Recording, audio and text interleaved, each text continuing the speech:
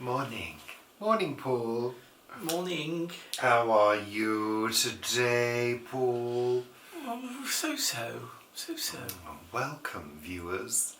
Thank you for joining us here on the sofa for another episode of Sunday Chat. Well done, you remembered what the show's called. There seems so many shows at the moment. It does. But welcome to our channel, and remember, if you want it all, watch Richard and Paul. That's Richard and Paul supplying original content Yeah. since 2017. And the original hairstyles as well. Is this what's this sort of look? This is my working look. Is this your loo cleaning look? I'm in the house today, working away, doing the chores that nobody else will do. Like cleaning toilets. Well, somebody's gotta do it, Paul. Well, I do it all so badly, you see. No, but you I think do... that's a good thing in a relationship, because when you start a relationship off, make sure that you do some things really, really badly, even if you can do them well. Because then the other person will hopefully take those on for the next 30 odd years. So, yeah, a bit of relationship advice there. Well, really, Paul. Yeah. Really. Yeah, it's called the division of labour. That's what it's called. You do, generally, the dishwasher, cooking, the plot. You clean the fire out for me occasionally, Paul. I do now. I've learned how to do that, yeah. Yes. I have been taught how to do things over the years. Can't quite think what they might be. Anyway, But yeah. So welcome and thank you. Hoovering. I've learned how to hoover. Vacuum. You get that thing that goes vacuuming. and you do it around like It's that. vacuuming. Hoover's the brand name. It is indeed, yes. Anyway, let's get on with the show. Sunday Chat!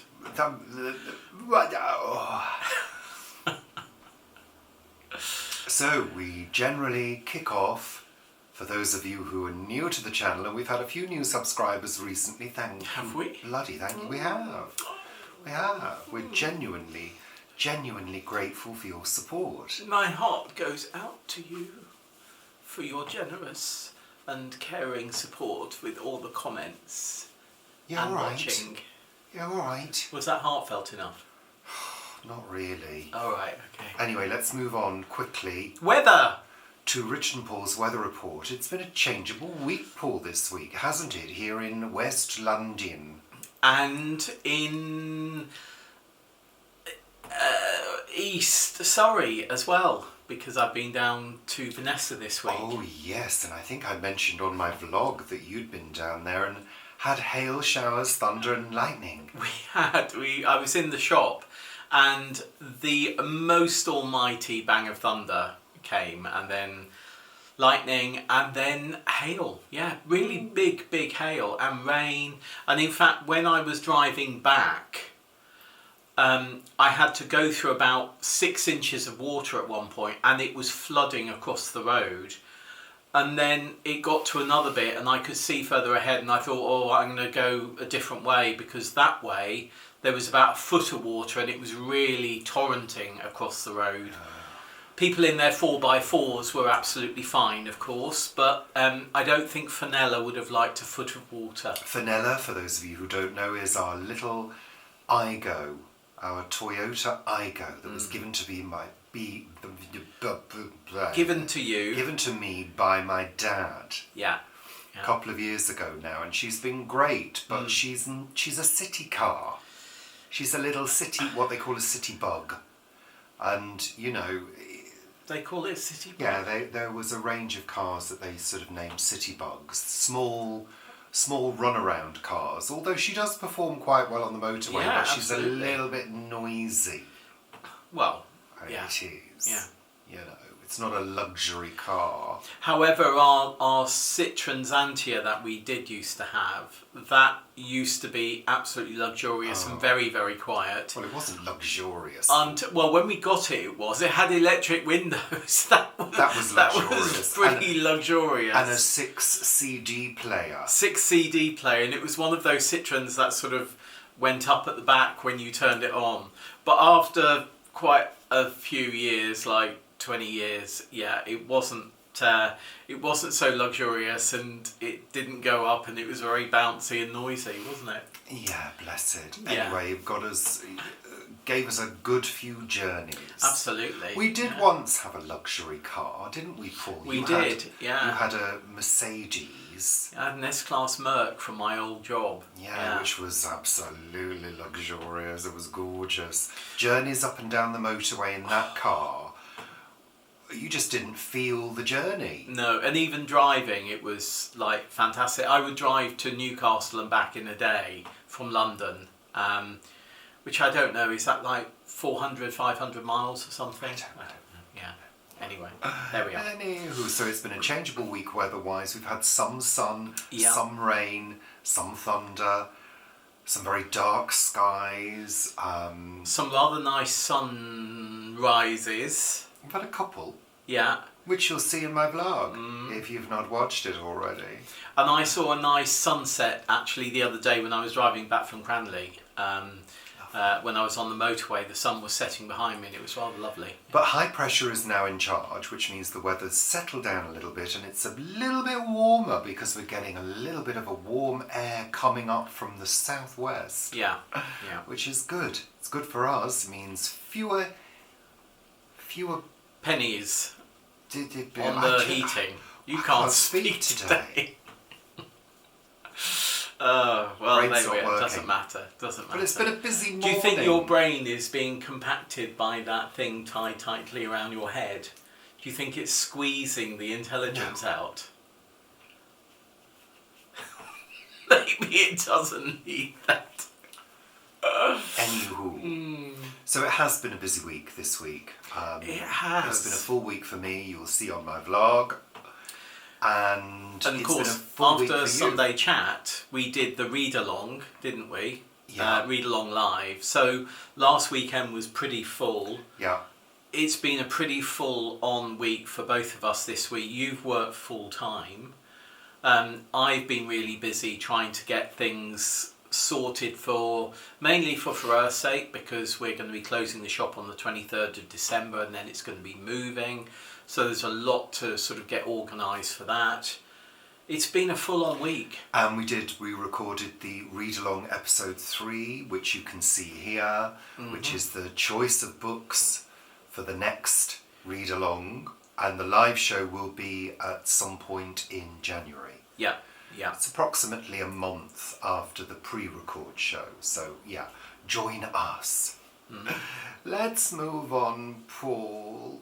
You wanted to talk about a couple of things, a couple of little annoying things. Oh, there's actually been quite a lot of annoying things You've this been week. quite annoyed, Paul, haven't you, this week? I You've been quite grumpy in places, I've found. Have you? Yes. Going on and on and on and on about things that have been annoying you. Well, you did that last night when you came home. You went on and on for about an hour. Well, no, I was decompressing a little bit because it's been challenging at work. You decompress to me. Oh, yeah, no, I do. I decompress to you. Yeah, we decompress to each other. That's the beauty of a relationship. Yeah, the joys. Yeah. Things have really frustrated me this week. I can't speak either. Like COP28. I mean, what an utter... I'm sure things have been achieved, but to not say that fossil fuels are going to be phased out by a certain date is just insane. Even if it be 2050, 2060, whatever. So that has annoyed me. And then the person who's representing the UK at COP to, get us all to act more environmentally and sustainably flies back from where was it? Bahrain or something? Dubai, wasn't it? Dubai, flies back from Dubai to vote in our House of Commons, to then fly back to carry on attending. Done a proxy vote? We are not allowed proxy votes in. I mean, our Parliament over here, the English Parliament, that needs to be absolutely updated. It's outdated. They all act like a bunch of animals. They have no idea particularly Conservatives have no idea what the general public, what their views are or what they actually want. They're so disconnected from the general public. And then, of course, you have the news that Ofgem, who are the regulator of our energy in the UK... So Ofgem are there to protect the interests of customers. No, they're not. Yes, they are. But they're not. They're not doing that. They're not doing that. They've now said that customers will have to pay the price for other customers with bad debts. Yeah.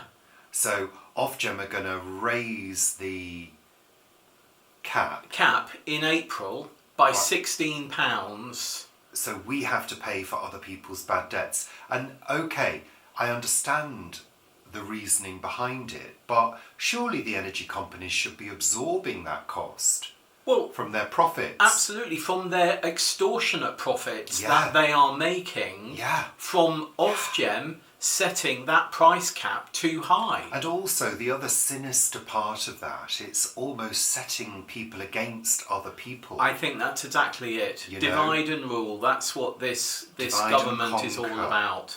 And the other thing that's irritated you is the number of little Christmas cards from charities. That we keep getting sent. We support a number of organisations. So we pay a monthly, donation to quite a few charities. And I don't want a Christmas card from a charity. I'm giving money so that it can utilise that money in the way that I want it to utilise it, which isn't sending me a Christmas card, however many millions, a Christmas card saying, thank you for your support, we really appreciate it, have a happy Christmas and Merry New Year or whatever. You've got our email address, absolutely. You can send us an email, that's not going to cost much. Create your own Christmas card online and send it via email.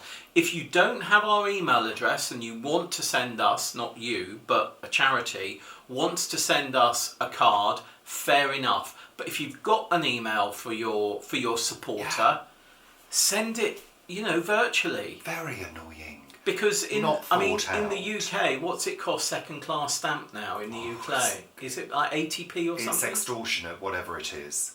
So by the time you printed your card, you sent it off, it's £1 a person. If you've got 1 million people who are supporting you, that's £1 million. I mean, what can you do with £1 million if you're a charity? An awful lot. I know they might get discounts and things like that, but please, or give us an option on the website to tick a box to opt out from these things. Yeah. I want the money that I'm giving monthly to go to the causes that I want it to go to. Yeah. I don't want a Christmas card. What a ranty. I know. Oh. Can you go on, Paul? I can just about go on. I will try. You were also talking about Christmas carols the other day, weren't yes, yeah. No, this was an interesting one. When I was driving, I'm in the car, I very often listen to Radio 4. And when I'm driving down to Forres Sake, I listen to Radio 4, the Today programme in the morning. That's Radio 4, BBC Radio 4, the radio station for older people. Yeah, it sort of is. Yes, you're right. And however, I'm not that keen on one or two of the presenters now. They've changed. I'm not that keen. But anyway, they were talking about Christmas carols, and it reminded me of what you said in our newsletter. Well, my mum used to say to us, well before Christmas, around bonfire night and Halloween, to get us out of her hair, she would say things like, "Oh, go and do some Halloween singing. And we'd go, oh, Halloween singing, yeah. So basically what we would do for both Halloween and Bonfire Night is a group of kids, me and my sisters and a couple of friends, we would randomly change the name of lyrics. We Wish You a Merry Christmas, or We Wish You a Merry Halloween. Christmas is coming, the geese is getting fat. And we just substitute it with Halloween. And we'd knock on people's doors for like money and sweets. And that's what we do. I mean, you know, some doors were shut in our faces, granted. Oh. But some people would, you know, give us money, pennies, literally pennies. And we'd get home and say, look, Mum, we've got 78p. So when you were doing Guy Fawkes, did you do Penny for the Guy and sing at the same time? Did they get a double bonus? We would, I think we did have a guy at some point, but very often it was just us knocking on doors. Well, yeah, I think it was. You go around with a trolley or a pram with a guy in it, didn't you? And you'd get money. Yeah, penny for the guy. But we just like, Bonfire Night is coming, the geese is getting fat, you know. Guy Fawkes is getting fat. No, we'd just substitute Christmas for Bonfire Night. That was it. And so you'd anyway, be using the same tune, same basically. tunes, same carols, whatever, but just different words, you know. And I've always found this idea really sort of quite inventive and quite funny at the same time. And when I was listening to this programme on Radio 4, it said that these things happened, that Christmas carol songs, the music would be used at different times of year and other lyrics would be sung over them for different times of year. And I thought, well, there we are. That's you're harking back to medieval times and doing exactly the same thing. Yeah, I mean, it's interesting when you think about how people in the olden days used to access music, because of course there weren't devices, there weren't record players, there weren't tape machines, there weren't radios. You only accessed music if you had the sheet music and an instrument to play it on. So you'd pop out with sheet music and shake your maracas, wouldn't you? Well, I'm not sure they had maracas. Do you remember maracas at school? I used to love maracas. Used to, like that. They were like those click, click, click things. Castanets. Were those castanets were clicks. clicks. But then you had the maracas weren't they the ones on a thing? Oh, were they the ones with the sand and thing inside them? They're maracas, aren't they? I thought they were like handle with string attaching two bits of wood that would sort of do that. I don't know what you're talking about. Oh, we used to have those. But yeah, it's interesting about Christmas carols because, I mean, even though we don't really celebrate Christmas, I used to enjoy singing carols at school. Yeah. But again, we used to make words up. Oh, that's very naughty, Richard. And there was a version of Good King Wenceslas that there were sort of rude words to. Yeah, I remember our carol service one year stopped at the town church because too many people were singing rude words. Yeah, fun. Oh dear, yeah. There we are. I mean, what was your favourite carol as a child? Can you remember? I don't really know. Can you actually remember any of the carols, Paul? No, not particularly. Well, there was Good King Wenceslas. Good King Wenceslas on the Feast of Stephen, Christmas Eve and... Hark the Herald Angels Sing. Oh yes, no, that was because that had the... Didn't it? I'm not sure. Yeah. No, it had that bit. That was always fun, wasn't it? Yeah. Away in a Manger. Away in a Manger. That was a bit slow, wasn't it? Yeah, but it was very sweet, and you think of all the children singing it. Oh God, no! I hate children singing. Oh, I think it's quite sweet. Oh, I don't. I think it's good to have. Did you have wax in your ears? Did you have a nativity play at school? Yeah, we said about that last week. Did we? Yeah. Oh, yeah, we did. Yeah, or the week before. Yeah. Whatever. Yeah. Oh, yeah. I played third shepherd from the left or whatever. Yeah. But no, so it's interesting that carols that we know so well now, even though I can't remember any, are, they can go back hundreds of years and the lyrics can have changed quite considerably. And of course some of the music has been imported from Germany, and other countries. So, yeah, because of course being anywhere is a fantastic mix of different people and different thoughts and different practices. What is? Life. That's what it should be. Yeah. Yeah. Having a go at the Tories again. But who have voted that Rwanda is a safe country. There we are, another rant. How you can vote, how you can change the law to say somewhere is a safe country when we know it's not. Yeah, all right, there let's we are. move on. Christmas carols, yeah. Do you remember that music? Yeah. It's Christmas. It's Christmas. I think that somebody's doing it. Because I saw an advert and it's a load of drag queens and it said it's Christmas Carol, Carol. So this was I was approached, it must have been 2002, to help produce this play with music, I think it is. And it was called It's Christmas, Carol.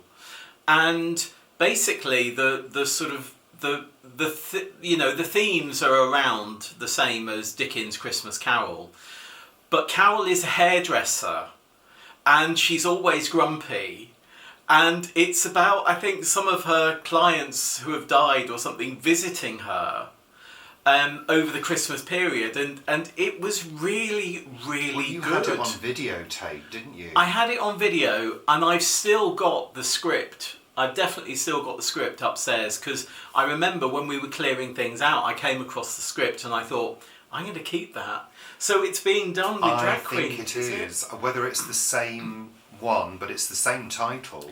Yeah. I'm sure it's the same one. And it was it didn't happen, for whatever reason we didn't produce it. But it was such a really, really excellent script. Yeah, I remember watching it. It was good. Yeah. Oh, there we are. Yeah, harking back. Lovely. That's to our time in the West End of London. It was, yeah. London's Theatrical. Anyway, let's move on. I remember the writer now. It's come back. I can't remember his name, but I remember the writer. Paul. Yeah, sorry. We've got shit to do today. It's a busy day. Yeah. So let's crack on to our segment, What Have We Watched on Television This Week, Paul? Haven't we got any other ranting or anything to do? Have we done that? No, I think people have had enough of ranting to last them a week. Oh, we have missed one thing. Oh. Before we move on to television, Paul, you went to a creative writing group. Oh, I did. This week, didn't you? Yes. How did it go, Paul? What was it like? How did you get on? I was a little bit anxious about it, and I was a little bit stressed because I'd had a day at For Earth's Sake and I had to leave there early and come back, and it took me 5.5 hours to travel there and back. That's 38 miles there. 5.5 hours. That's London for you. In a car. Anyway, I got back 20 minutes before this event was happening.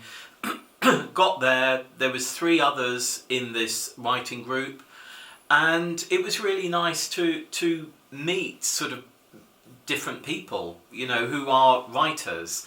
And one person is a journalist. The other person I think they're a history teacher and are writing their PhD at the moment. I'm not quite sure on what. Another person is writing and has been for quite a long time, a sort of, I think it's a story of her life.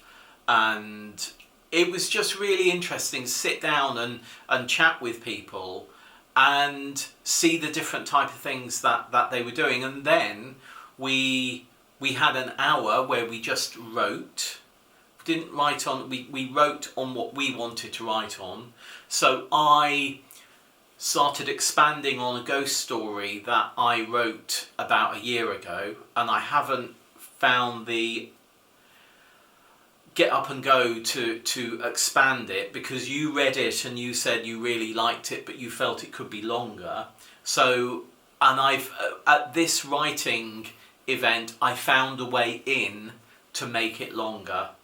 So, and I wrote most probably a page when I was there, which I've edited since, and I've written an additional page, so I've continued writing on that. So I think that is taking shape quite nicely, and I now know where it's going to go. So hopefully over, mind you, I think between Christmas and New Year is going to be quite busy as well anyway, so maybe over the coming week, if I have some downtime, I can carry on writing that. So it's done its job. It's stimulated you and inspired you to continue with the project. It has, which is really good. And then there's a break over Christmas, and then we're meeting up twice in January. So yeah, I'm looking forward to that. Good. Definitely. Super duper. Let's crack on. So, what have we watched on television this week, Paul?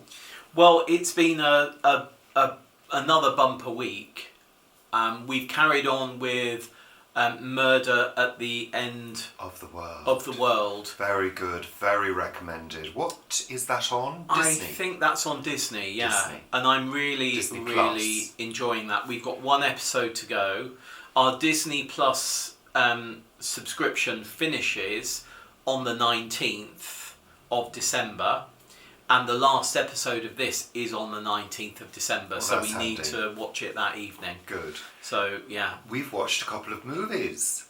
We watched Leave the World Behind. Which, again... Julia Roberts. We enjoyed that. Really enjoyed it. Yeah, very good. Really enjoyed it. It's a kind of take on what would happen in the event of a cyber attack.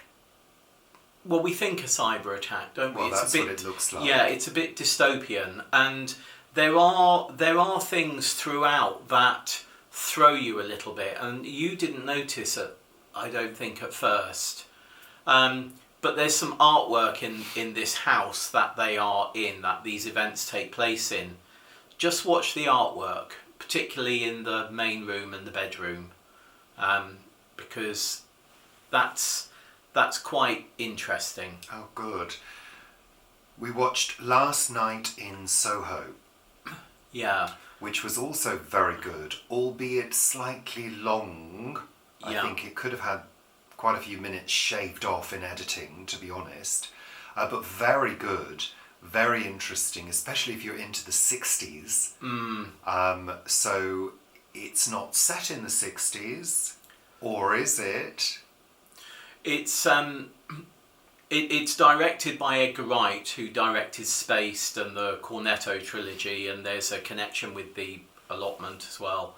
And I really, really enjoyed it. I thought it was good. I thought it was great. It sort of segues from quite fluffy to quite very dark, weird and supernatural. We also watched, we attempted to watch the new Indiana Jones, and even though it's very high action, there was too much action, and it became, not another chase. I think I was falling asleep. And whether we'll finish it, I don't know. But yeah. What's that on? That's on Disney. Just didn't really have the sparkle and magic of the original movie. Yeah, the charm of the first few. Just didn't have it. Yeah. We also watched the new adaptation of The Famous Five. Yes. Which is made in conjunction with the BBC. And the interesting thing is it was on CBBC, which is the children's BBC channel. And it was very good. We both enjoyed it, and it's directed by a director who is known for quite violent films. So it was really interesting to see what he was going to do with it, and I enjoyed it. I think it's very much we used to have Sunday afternoon family programming, drama programming like Black Beauty and things like that. And I think that this fits into that genre extremely well. It's something that all the family can enjoy. It's important to note that it's an adaptation of all of the books.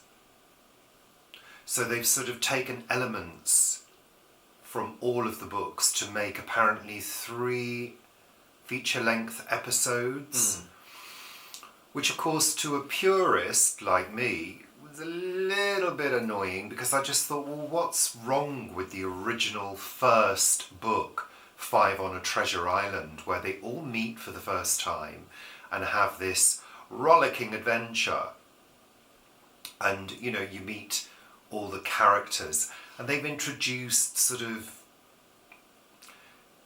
different characters to the mix. They kind of made it quite dark, sinister in places, but not to the point of scaring children silly.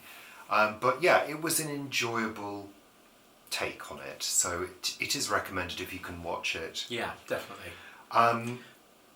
We also started Vigil. Yeah. Vigil 2, which Vigil 1 was set on a submarine, and was really, really excellent.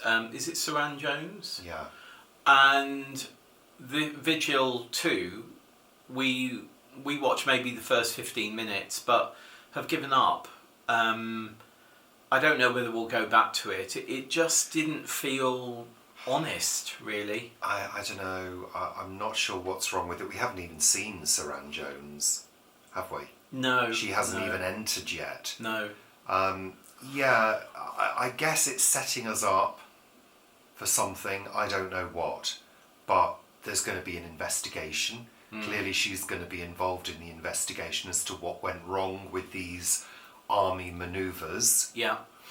But yeah, we may continue with that one. Other things that we've watched, we watched Have I Got News For You, which is a topical comedy, news satire. Yeah, which is always good to watch. Always. That's it. Oh, Secret Genius of Modern Life. We continue with that show, which was all about lifts, elevators, and the science and engineering behind them, and why they don't plummet to the floor. That was, I have to say, the sort of most intriguing one. Yeah, it was very interesting. If you can get to see that show, that series, it's really good, really informative. And we were trying to think what film we had seen where the lift had plummeted to the floor. And I remember... Well, there's a few, aren't there? I think there's a few. I remember going to see one with my mum. My mum took me to the cinema to see one. I'm not sure whether it was the Medusa Touch or whether it was Omen. You thought. Yeah, one of the Omen films. There's a lift that falls and the cable goes shooting down and cuts them in half. Yeah. And the Medusa Touch. If you haven't watched that was on TV as well, and I've recorded it to watch. It's got Richard Burton in it and Lee Remick, and is Lee quite. Remick? Yeah, oh, Lee yeah, she Remick. plays the doctor, doesn't she? She plays the doctor. Yeah. And it's quite a... Because she's in the Omen as well, isn't she? She is, yeah. It's quite a sort of spooky, scary one of sort of supernatural. A bit like, it's in the same vein as the... The one you can't remember? Yeah, with that actress and the actor. Very old actor. He was in The Italian Job, I think. Don't know. Oh. No idea. Anyway. Yeah. That's it for this week's Sunday Chat. Sunday Chat! Just a shortish one this week because we've got loads to do today and we need to crack on. So thank you very much for watching. Thank you very much for also watching my vlogs and our read-along. Yes, Richard and Paul's read-along. So take care. Toodle pip. Au revoir. Say goodbye, Paul. Goodbye, Paul. Bye for now.